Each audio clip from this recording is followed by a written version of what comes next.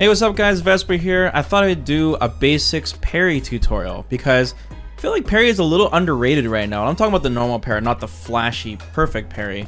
I think this mechanic is very underutilized and it's really useful, and it's important to know exactly all the properties of it and when to use it in a match. So I'm pretty sure you guys have noticed by now that the parry system works a lot differently than how we remember in previous Street Fighter games. It's more of a protective barrier now, where as long as you hold it down, it'll slowly drain your drive meter, but if you successfully parry, you'll gain your drive meter back, and it's one of the main ways you gain your drive meter in this game.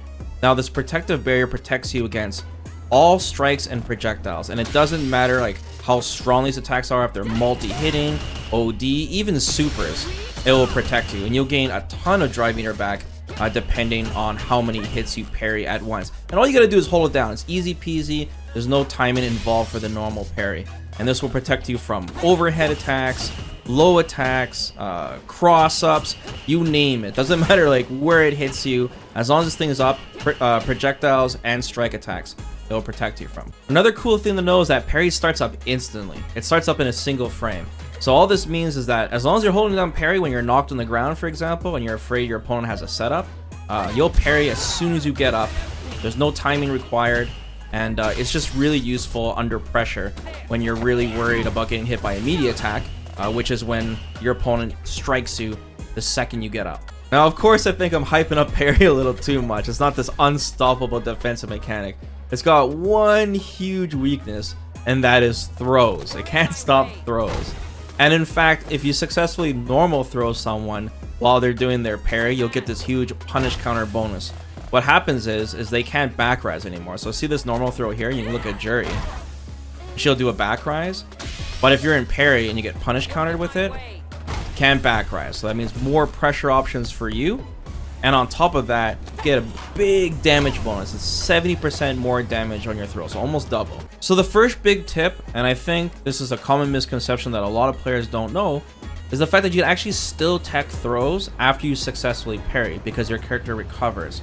So what I mean by that is, let's say Jerry comes to throw me, okay, and I'm holding down parry. So I'm holding down parry, she throws me, there's nothing I can do, I can't tech it. She read me correctly. That's the proper punish to parry. But let's say she does a tick throw instead. So she strikes me first, and then she goes for the throw. So check this out, Jerry's gonna try to throw me again here. And you can see this time I was actually able to tech the throw, even though I did the parry. So what's happening here is the game is rewarding me because I guessed right that he was going to do an attack, which is what you're supposed to use parry for. And what's happening is after I successfully parried, my character recovers, and then now I'm able to guess again, and this time I guess that Jerry is going to throw. So as long as you successfully parry, you're still able to tech throws. So there's two attacks here, and I can tech the throw here. It doesn't matter if Jerry like jumps up and tries to throw me after jumping in, for example. So she'll jump in with an attack, and I can still tech throws. So I want a lot of people to know this because people are scared of using parry because they're so scared of throws because they're so common in Street Fighter 6. But as long as you guess right on the first attack attempt, you're good to go.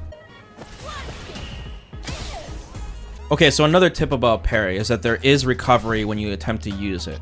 So let's turn the frame meter on here. If you just tap parry and you don't parry anything, you'll see there's 29 frames of recovery. Even if you hold it down and then you let it go, your character can't move for 29 frames. So I'm just gonna hold up after I tap parry. You see how long it takes me to jump? I'll try jumping backwards.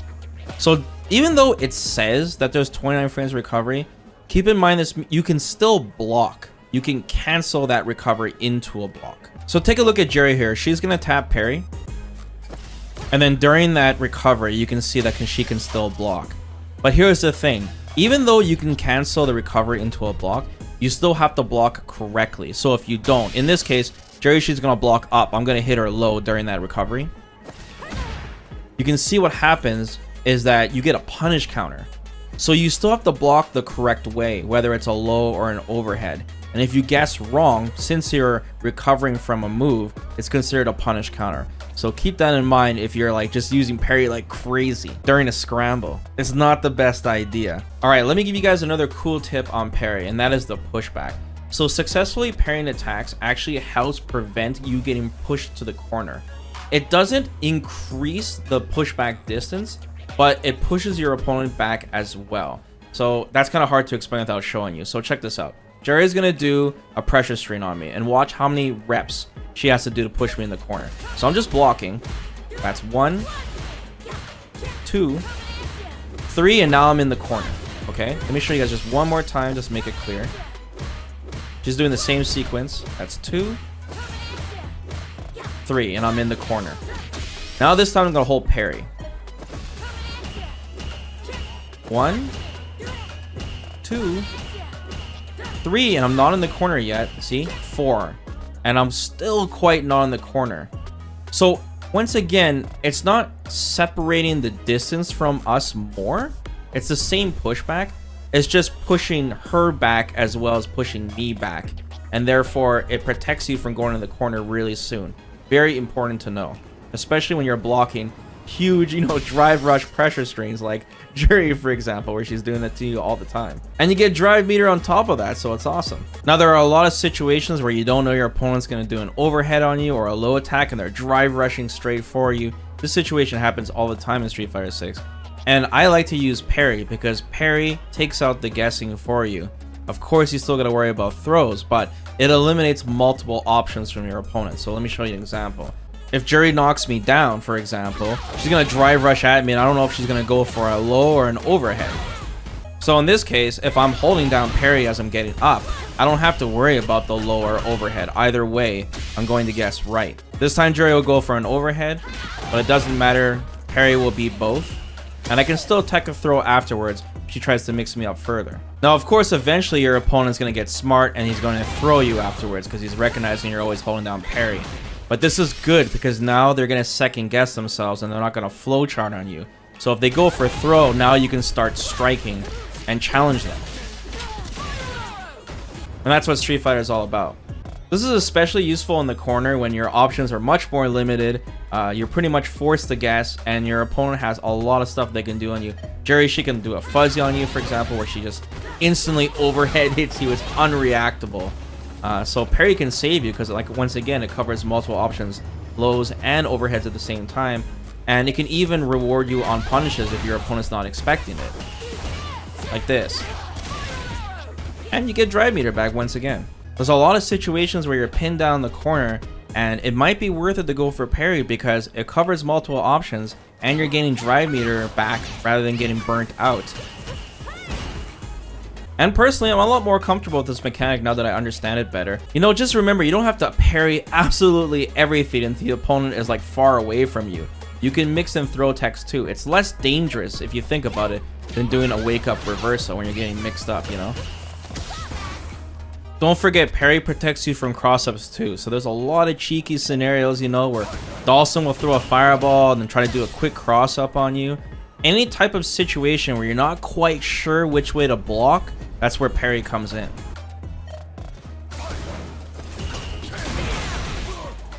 I'll show another really common scenario. JP puts 2 rifts above your head and you're like, oh no, it's panic time. Which one he's going to come out of, but it doesn't matter. With parry, it's going to stop the cross-ups. You don't have to guess, unless he's going to come out of the teleporter and just straight up throw you, but then once again, you're going to condition him, and now you're going to be able to attack him as he comes out, and he's going to second guess himself, which could be dangerous for JP because it puts him in a forced knockdown state.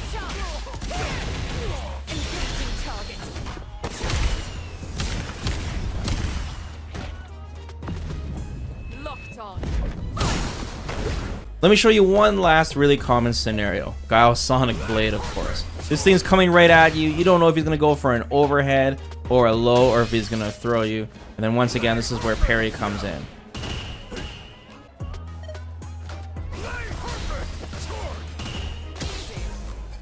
Next tip is that parry is really good against bully characters because they drain your drive meter like crazy when you're blocking. You can see Cammy's drive meter. I'm slowly being put to burnout dealing with this insanely overpowered attack.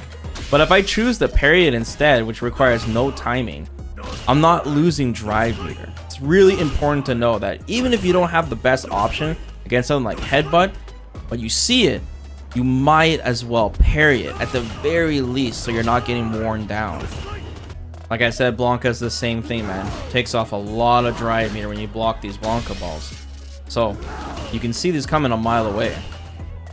And if you're not good at doing perfect parry, you can at least parry it. Marisa, another big bully character with her crazy block strings drain your drive meter because of Gladius.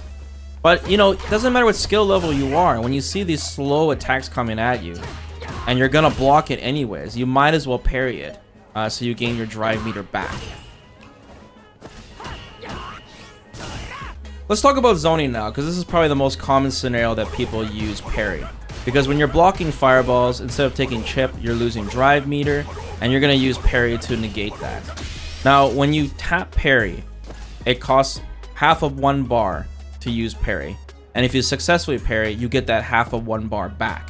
So you're not gaining anything by parrying projectiles one at a time, but you're not losing anything either, and it allows you to slowly creep forward on your opponent and not have to worry about, like, you know, losing drive meter. But if you want to get a little greedy, one trick you can do is that if your opponent is just throwing fireballs mindlessly like crazy, you can hold down parry and parry 2 projectiles instead of just parrying 1 fireball at a time. And then, of course, you'll get a net gain from that because you're not spending an extra half of 1 bar to activate twice. So if your opponent gets a little careless on their projectiles, it might be worth holding down parry just a little longer. This is good against Dawson too when he's throwing limbs at you and throwing fireballs at you constantly.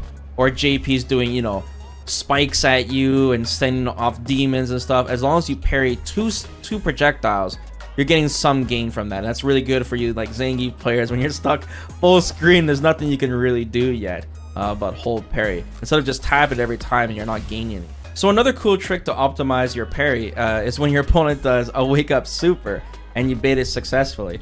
So if your opponent gets desperate, he does a wake up super. Of course, you're gonna get a huge punish on him. But since parry is instant, it starts up in 1 frame, you can hold down parry during that screen freeze, get all your drive meter back, especially if it does many hits, and then punish them anyways. So I'll show you an example here. You know, Reed does wake up super, I see it, I parry the whole attack, and I get a bunch of drive meter to punish him with, especially if I was like low in the first place. Just keep in mind, you know, you still have that 29 frames of recovery when you parry, but you know, supers are so insanely minus anyways. I'm sure you'll still get the same punish regardless. Just keep in mind, be really careful. If you have barely any meter left and you like use parry and it puts you in burnout, you're screwed unless it's a perfect parry. Parry can also be super clutch against DI, so if the opponent sees you have like no health left and then they do drive impact on you, even if you successfully DI back, you're gonna die because you can't absorb the damage, right? Because you don't have enough health. But parry can save you here. So you can parry instead. You're +3, so you don't get a punish, but it becomes your turn, and you would have otherwise died. So don't forget that too.